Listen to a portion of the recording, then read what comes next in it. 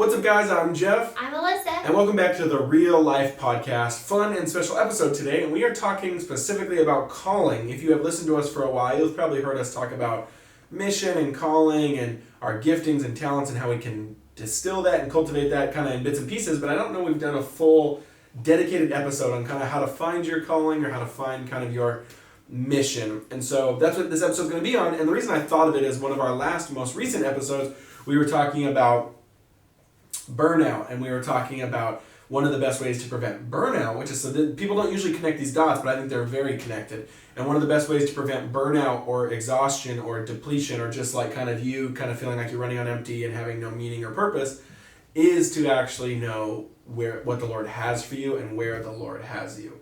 Because when you do, then you have a reason to say no to other things. And when you have a reason to say no to non-good things, then that's actually one of the main things that prevents burnout. But a lot of us say yes to everything because we have no reason to say no. And our mission or our calling is a great reason for that. Now, that's not solely related to calling in general. I'm just saying that's why we talked about that on one of the episodes that seemed to resonate with a lot of you guys. So I wanted to take it one step farther and to talk about calling and identity in general. And I think identity is related. But yeah, what are your initial 2 cents on calling? I think I need to let it sit for just a few more minutes. Can you keep talking while I think? Oh, okay, so Sorry. there's a couple different things, guys, and I think I feel like we haven't talked about it in so long. Yeah, there's a couple. I need to revisit. Totally, I think there's a couple different layers, and there's a couple different things we have to distill. If you're a young adult listening, that's usually when we're mostly asking these questions around college of like, what do I need to do with my life? What's God's will for life? What's my calling? Where do I want to go? What's my passion? And a lot of us, those are being born out of really good intentions, right? I think a lot of us want to find that so that then we can go bring meaning into the world, love into the world, the garden mandate and the cultivation of the earth, and all these different things. But I do think we have to, before we even get to the conversation, we need to ask why this is actually such a crisis. And what I mean by that is I think actually a lot of people struggle with this question. A lot of people feel very burdened by God's plan for my life, God's vision for my life, my mission in life, what my calling is. When I don't see a lot of people being burdened by that in the 1800s. I don't see a lot of people being burdened by that 50 years ago. Now, of course, there's examples. I'm just saying when I read literature and books from that time period and kind of the ethos of the day going all the way back to the New Testament times, there does seem to be, here's what I'm trying to say. We have to at least start with the fact that can we be honest and say we actually overemphasize finding your calling. Like we think that that's somehow just going to be the magical pill for everything. And we have to wrestle with the fact that we have more choice today than we've ever had in human history. You can actually choose to kind of go down any path you want. Yeah. Mm-hmm. Now, it's just that wasn't the case in most cultures, in all of human history. Most cultures, your job, it's kind of like the argument of most marriages were actually arranged before 1910. Even in the West, that's not saying that this is an oppressive arranged marriage. I mean, just it was very much just kind of oh yeah, you two, you guys are in the same neighborhood, in the same city, and you kind of like each other, you should pass on the family line. It's the argument kind of between that and now how we have marriages now of choice, but yet are we really that, the stats are worse. The stats are worse. Our marriages don't last as long. They are not as healthy. They're not as vibrant in general, because of course there's also, I definitely don't want to romanticize the past, because there's also a lot of benefits and freedom we've gotten now. But I think it's similar with the calling thing of just, man, you just kind of were raised and most people didn't ask that question. Most people just were raised and you would just kind of do what you did. It seemed it just seems like you kind of do what's in front of you, or you just take on the family business, or you just hop out in the farm, or you go to a factory and you just kind of live your life. And I think one question we have to start, because I do think we want to answer that question still, how do you still know? How do you still distill it? How do you pursue it? But I think one question we have to start with is we need to make sure that we're not over-romanticizing or what's the word I'm looking for? Idealizing? Mm-hmm.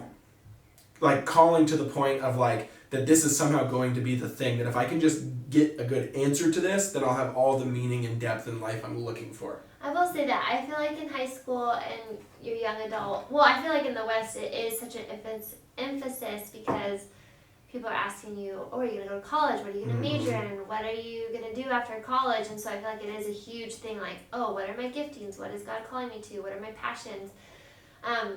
But I do think there's a pressure then, and I think we just want to know the answer so and just know so we can go about our life instead of a constant relying on the Lord and journeying with Him. Because I think that's how I was. I just thought growing up I just needed an answer and then I was going to go do it for the rest of my life. Where I think really, unless if you're like a doctor or, a teacher, but even and then, I think God has different things for us in different seasons. Yeah. And I feel like a lot of us are asking, that was a huge question in high school and college, and now in our 30s again, we're asking that all over. Like, like, especially in our era now where a lot of people are self-employed and entrepreneurs and or maybe it's you thought you'd be married at 30 and you aren't, so we're asking or you're a mom now and you're wondering, maybe I should be working as well or having some side project.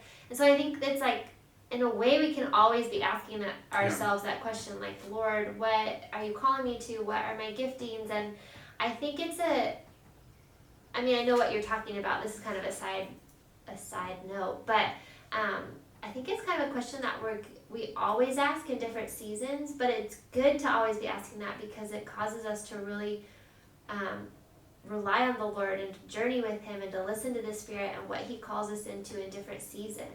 Yeah. And instead of just like a black and white answer when you're 18 and that's what you do for the rest of your life. Yeah. So I know that was a little... No, I think that was great. And so we'll kind of go through a couple different truths, guys. I don't think this is going to answer it all for you, but here I think there's a couple versions of truth that can kind of be our guardrails on this conversation of calling that'll keep us in the sweet spot of following Jesus as a true full image bearer towards our flourishing. And I think the first one is, do you really believe, and kind of what we're saying already, is do you really believe that an ordinary, boring life is actually exceptionally holy? Mm-hmm. That it's exceptionally holy and in some sense part of God's plan and design, meaning that like we actually see that all over Scripture with enormously dry, desert-like seasons for most of the people who also are very famous. So even the peak people in the story, not the people we don't know anything about, because I bet theirs was that times 10, even these people, Moses, Abraham, etc., had long, enormous seasons of like no calling, right? No, like this is God's will for your life. They just wandered. But that was somehow God's will.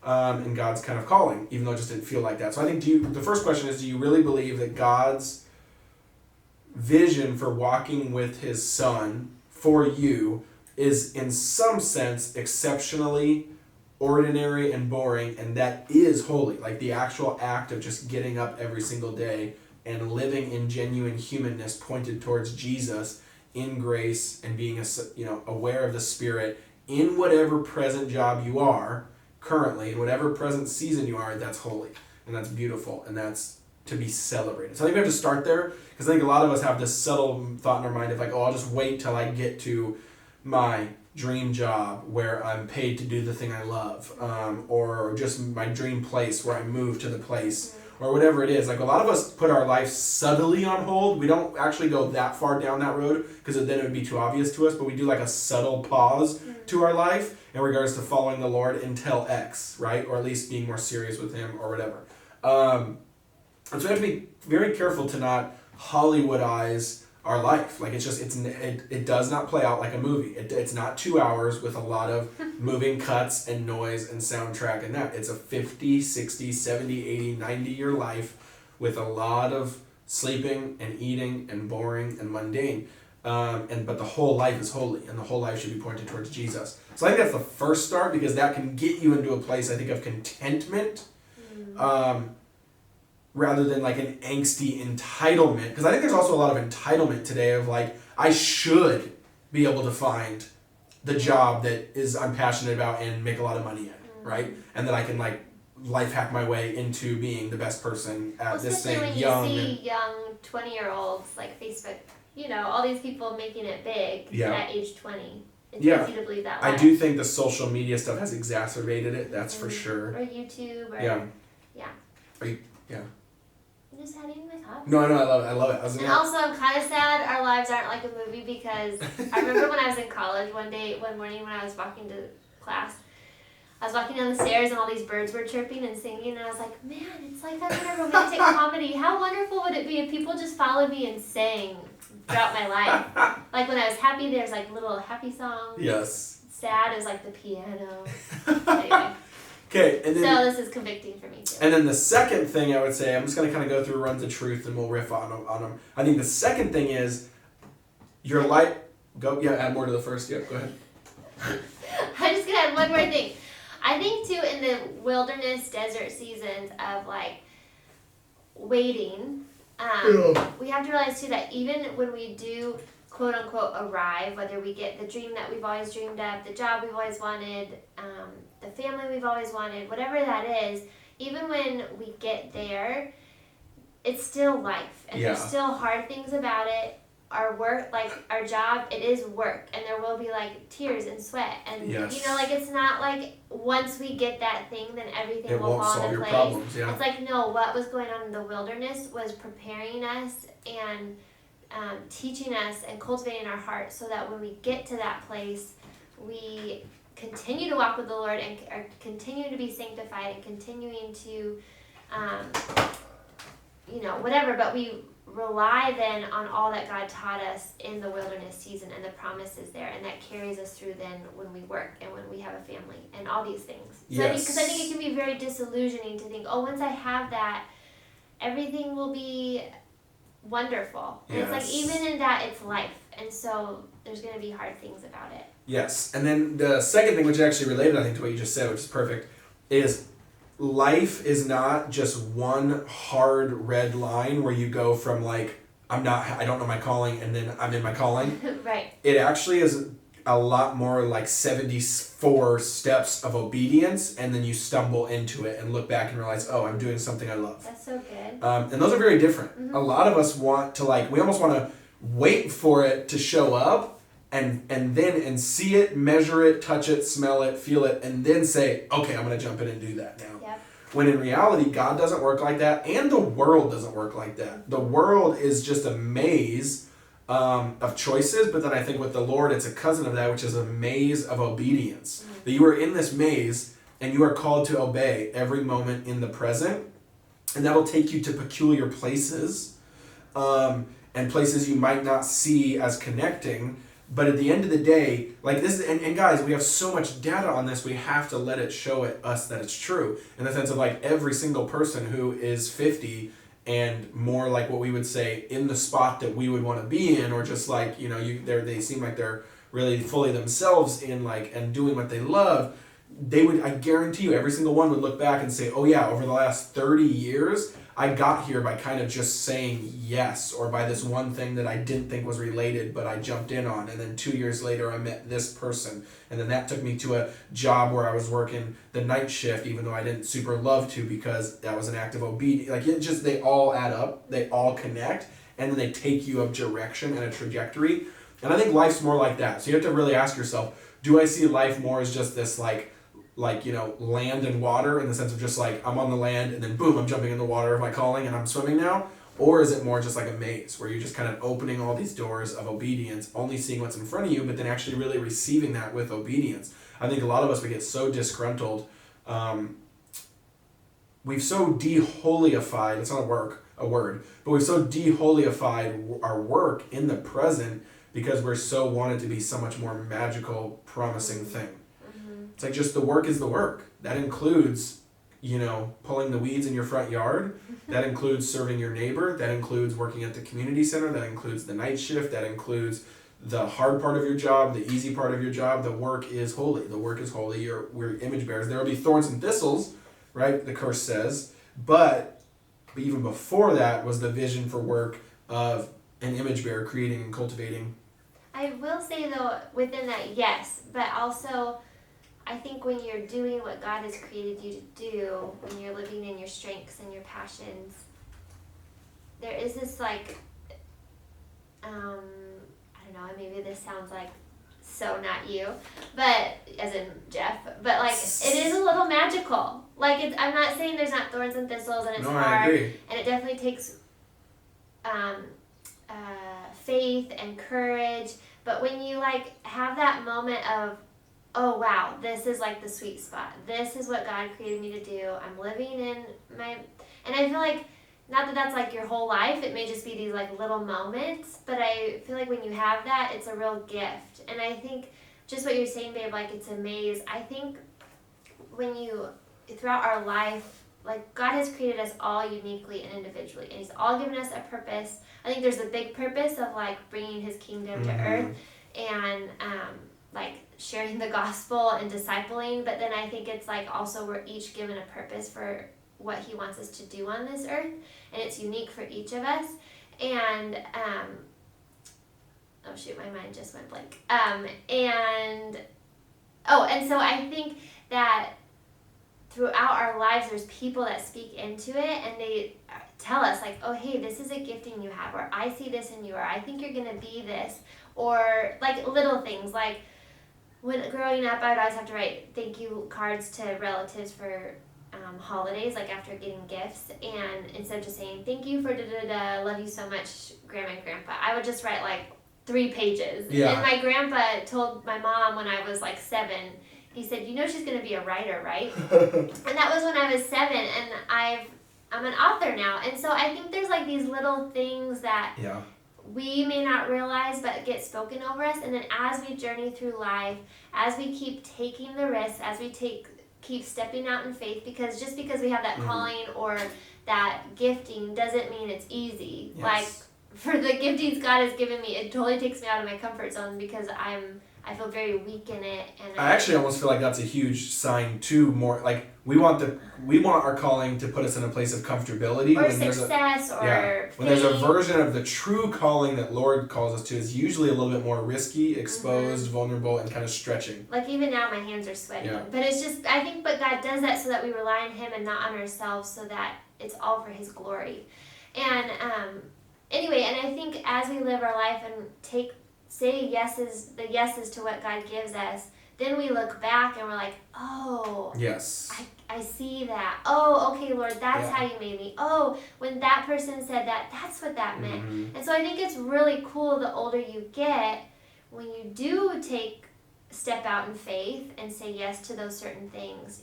Like it is the coolest thing in the whole world to be a part of what God is doing, that you get to be used by Him. Yeah, totally. Yeah. And that part, that is the magic. Yeah, and I agree, and you want to find that there is we're created not that for. It's easy. Yes, but we're created for that, and so then let's talk about that now, because the first couple truths I think are a little bit more trying to answer and push back against the cultural notion of just finding your calling at age 23, being a millionaire at age 4, just like all these like these ridiculous ideas that just are not realistic, that are. I think deeply are really hurting us as a culture, because then we're set up for disillusionment, and then a lot of us feel like failures because the people on social media seem way farther than us. They seem way happier than us. They seem way more in the thing they're, and we're just working like a mundane job. And it's like, no, that's holy work. That's holy work. That's beautiful work. And that's actually what God's called us to. He's called us to that place, to those coworkers, to that neighborhood, to that city, to the thing that job's going to grow us in, that might take us to the next thing. Like all that stuff is related. So that's what the first couple things we're talking about. There's so much beauty in the mundane. Totally. I think that the mundane is where God does the work. Yeah. And then it gets displayed in different ways. And so I think that's where those first couple things are pushing back against. But now let's try to answer the people who are just maybe like, hey, I get all that. I'm with that. And I love work. I love just, I'm diligent and faithful and leaning into that, but still would like to just help not be as confused of like, how do you actually, what am I like with, I don't know what I'm good at, or I don't know what the Lord has for me, or where He wants to take me. So then let's talk about that, and that's a little bit different. So then what I would say there is kind of like what Alyssa was saying, and there is a magic there, because there is a level of fulfillment you will find, and that's kind of the first breadcrumb to knowing where you think this trajectory is. And what I mean by that is like, what makes you come alive? What makes you full of life? What makes you leave and you just kind of feel like you're zinging, like you're just like, oh yeah, that was nice, that was awesome. Might have been hard, right, and difficult, but still after the fact, I felt like you're gonna throw up. Yeah, but it was but it was really life giving at some point, or at least in a deep core level. You were like, oh, that really was breathed life into me. That's usually one of the first breadcrumbs or signs of like, okay, this is probably something I'm either decently good at, that I could grow at, like natural talent that then can be developed for the good of other people, or just a place that, like that God has wired you in. And so another way I've heard put it is like, you want to kind of look for the place where what you like because I do think some people also overthink this. Like this, then these sometimes people go to the prayer closet and just like, God, tell me exactly what to do and where to go and when to do it. And it's just like, well, no, it's a pretty easy question. Like, what do you like to do? But yes, but then sometimes I don't feel like you feel that, oh, this is it until later on in life. No, I agree. I think it's what do you like to do, and now start stepping out. All those little things, yeah. Yes. And seeing what you're good at and what you actually hate doing. Well, that's what I mean. It's a lot of like trial and error and just like, yes, figure it out. Like you got to just kind of actually go workshop it in the actual arena of life and just kind of like step in to the game. And then you'll start getting feedback of like, oh, people will affirm you, you'll feel good about something. Like, maybe you should do totally. I always feel like that's so funny with like, I feel like that's even our job as a parent, to kind of be really sensitive to the spirit and not crushing a kid's dreams, not having such a small mind and vision as a parent where you don't allow them to dream bigger than what you can dream, but then also like really trying to shepherd them, protect them, point them in a trajectory. Like that's really hard work. But I think that's huge. And so it's like it's kind of just, what do you like to do? What are you wired for? What do you feel like? Do you kind of have like a more analytical mind? Well, that probably means something. Do you feel like you really enjoy learning and studying and education and research? That probably means something. Are you more artistic? Are you more sensitive to relationships? Do you feel like you might not realize it, but you do a really good job where a lot of people come to you with things? A lot of people come to you to ask advice. I want you to keep going. But I just was thinking sometimes that's why it's really important to have mentors and parents and friends in your life that speak into you, because a lot of those things... Yeah, a lot of people try to figure this out by themselves. Well, but I feel like a lot of those things come naturally to you, so you don't realize that it's a gift. That's a good point. And where like that may come naturally to you, but you don't realize that's not natural for other people. And so I feel like you need people to say, wow, that's amazing that you do that, or that's a passion of yours, or that you're good at that, because I'm not good at that at all. And you're like, oh, I thought everyone was. Yeah. No, and I agree. And I think that's one thing that I don't love about this conversation is we tend to individualize it. Like, what's my calling? When in reality, like, calling is about a web of a network in a city, in a neighborhood, in the family of God. First of all, not just you, like, in a vacuum. And then two, you need actually, like, you can't figure it out actually unless you're in that web. You can't figure out, I don't believe you can figure out what your calling is unless you're in a web of social relationships. Because those people are meant to affirm, support, help. Well, pray, call it out in you, affirm you, and so like that. Yeah, more of the family of God in that sense. And so, I think that's huge. And so, I think a cool way I've heard it is like, what's the place what's the place where it's your enjoyment, what you're wired for, and the things you like, coupled with like the world's deep need and where your heart breaks. Yeah, where your heart breaks and what hurt is for, and where those collide. That's kind of your calling, or where at least you can probably find a deep sense of fulfillment if you step into. Can you tell them your journey with it? I don't think I really have one. Like putting you on the spot. I don't feel like I really have one. I feel like I'm like... Well, no. Okay, you're obviously very gifted. Do you want me to tell you all the giftings you have? No, yes, please. Well, no, I think... Jeff is extremely smart. When he was in kindergarten, he got tested and he was like the top 1% of the 1% in the nation, and so I feel like he's naturally very gifted at research. He started reading. You taught yourself to read at like age 3, age 2. I don't know about 2's a little too early, but no, essentially early. Well, it's one of those things hold on. So he's very gifted in these things, and obviously has a very gift of teaching and preaching, and also coupled with how you're wired, your eightness, and your growing up just having such a heart for the underdog, and maybe, what do you call that? You have a real heart for justice and truth and integrity, and so that all coupled together, it makes so much sense why then you are so gifted at these things, where your passion and heart breaks, your story, coupled with like how the Lord's wired you. Yeah, and what's funny, guys, and it's funny, and I guess this is kind of, it goes full circle with a lot of the stuff we've talked about, where you kind of just have to step into the game. Like, first of all, I couldn't have actually probably, what I feel like I'm wired for, and what I feel like our mission is as a family, me individually, what I'm gifted towards, and what I should kind of devote most of my energy towards, hopefully, I wouldn't have known the answer to that at 22. No. I wouldn't have known the answer to that at 20. But yet, the stuff clearly at 20 and 22 got me here, right? Like the spoken word YouTube stuff. I don't do spoken word anymore. I don't really enjoy it. I don't care for it. But what's funny, though, is that's what got me here. That's how we're even doing a podcast right now, is because I made a spoken word 7 years ago. And what's even interesting about the spoken word is like that, what people don't realize about that story is that was not something for the internet. That was actually something I wrote for my university's open mic. And that was just a way and so it's funny how but like... I feel like that was so true because your heart broke for the people there. You wanted to share the gospel. So then you were having Bible studies, nobody was coming. And so you're like, okay, I'm going to go to the open mic and like openly share about God and sex and how that like correlates. Totally. And so I love how that is your... And I just stepped into that obedience, but I didn't see anything past that. I didn't even have a vision for something past that. Like I literally just thought that was it. I'm going to do this poem. Hopefully it'll bless people, and maybe I can talk to my classmates about it the next day in class, whatever. And that's it. And so but then it's crazy how just the Lord moves and works, and everything is intricately and complexly connected, where then I do that, and then 6 months later, I'm home for Christmas break, and my buddy's like, hey, I'm bored, and I'm like, I'm bored, let's make a video, so we make a video, and I was like, well, I have nothing to talk about for the video, and I was like, well, I wrote this poem like last year for my school, let's just do that, it's easy, because I don't have to think of anything new, so we did that, and then it went viral, like, it's just, everything's just randomly connected, or not randomly, but it's uniquely, complexly connected, and you just have to step out and say yes, and step in obedience, and then once that happened, then I had to say, okay, I do feel like this is putting me in a direction of giving me opportunities now to do things that I do enjoy, that I do feel like I'm wired at, that I'm gifted towards, but I need to now develop all those things, and I need to now think really critically about those things. I need to get better at these things. I need to try to set myself up for the long haul and for faithfulness. And so yeah, all that is kind of caught in just the last 7 or 8 years. And I think just your gifting with like how you love to read and how you think so crazy deep about things. Mm-hmm. I feel like your gifting is that you can take really big, deep thoughts and read really dense stuff and then relay it to us common people.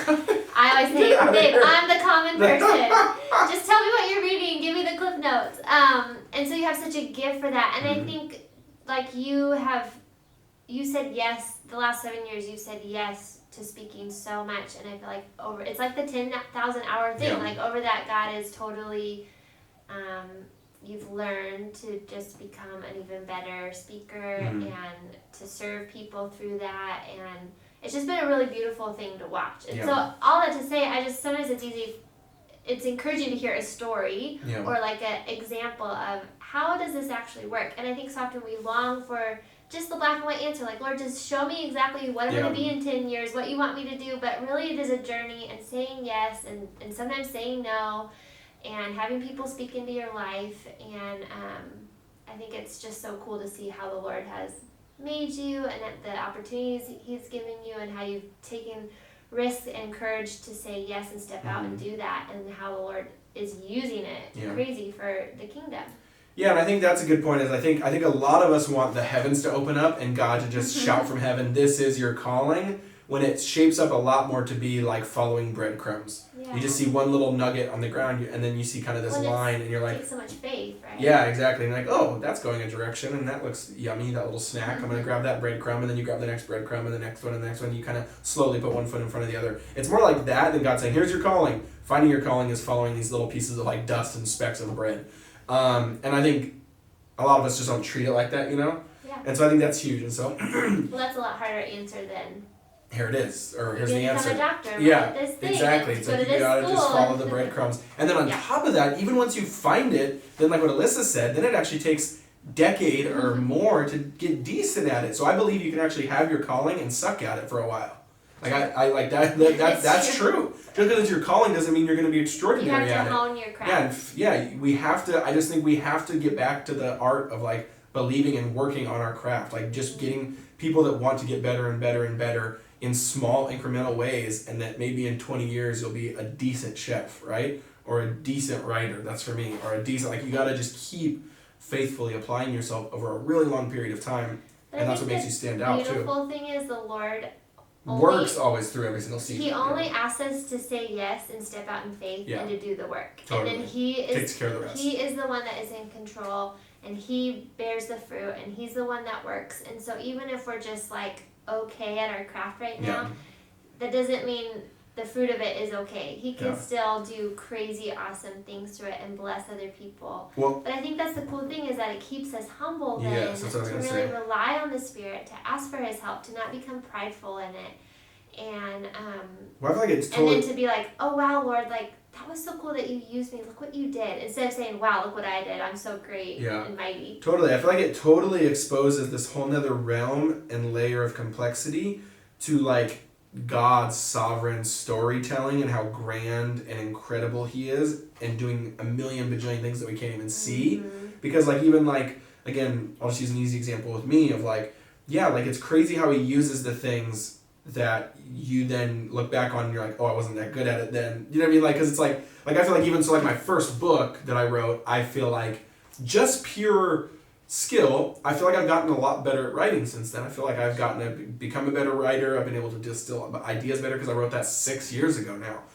Jesus is Greater Religion. But yet, a lot of times that's people's favorite book still, or that one sold, you know, a lot more than some of the other ones. And so it's a weird kind of tension there where it's like, oh, like, I don't, like, you know, sometimes when you, like, see, like, stuff you've created that's really old, you kind of almost cringe. Like, sometimes, like, when a painter sees something you made, like, 10 years ago, you're like, oh, I don't want to see that or read that. I'm kind of like that with that book. But yet then it's so cool and humbling also to be like, oh, man, but the Lord's still using it in people's lives. And I think that's true with all of us, in all of our jobs, law, medicine, food, etc. That we step out in obedience, we get better at our craft, and then what's cool is we actually do grow. We actually really grow, but then the Lord still meets everyone exactly where they're at, and then uses that exactly where we're at.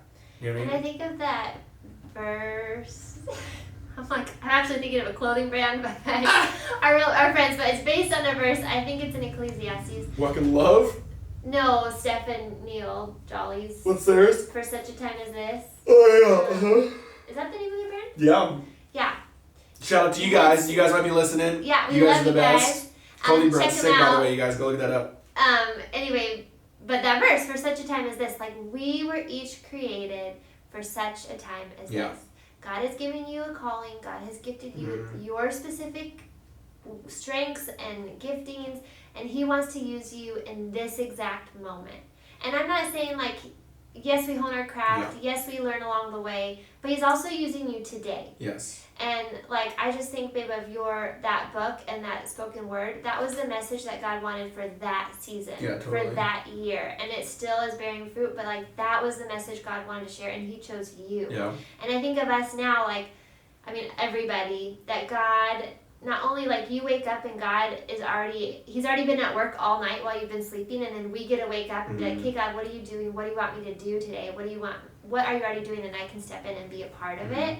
And I think that's just like, wow, how cool that we get to be a part of it, and God is bearing fruit. And even for today, for moms that wake up, like for such a time as this, today is the day to pour into your kids. Today is the day to teach them about grace, to show them humility, to love them, to be intentional with them, and whatever they need for today. Today when you go to school, today is the day that you may talk to that person or smile at somebody that's having a hard day as you walk by, or ask them how they're doing. For the barista, today is the day that you may pay for someone's coffee or just ask how their day is, and you'll be the person to encourage them and show them love today. Whatever that looks like, I think, we have big callings. We have like the callings of our work that just like we work at it constantly, but then you also have callings of the day, and to step in and to be a part of God's adventure that he already has for you.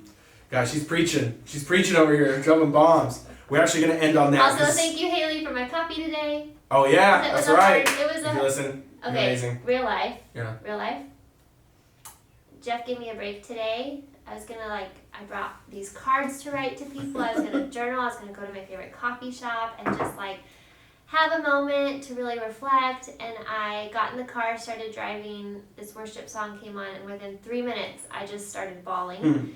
And so I sat in the parking lot of the coffee shop crying for a while, and I realized I can't actually get myself in there. So I went through the drive-thru, I got a coffee, my favorite barista was working, and she gave me a free coffee, and I went and sat and looked out the ocean, and I didn't realize I had all these tears to cry. And so all that to say, that free coffee totally blessed my heart today, and seeing her and her smiling face. So that's real life. Yep, it's real life. So thank you, Haley. That's right. For being my encouragement. That's right. And if you're a barista, give someone a free coffee today.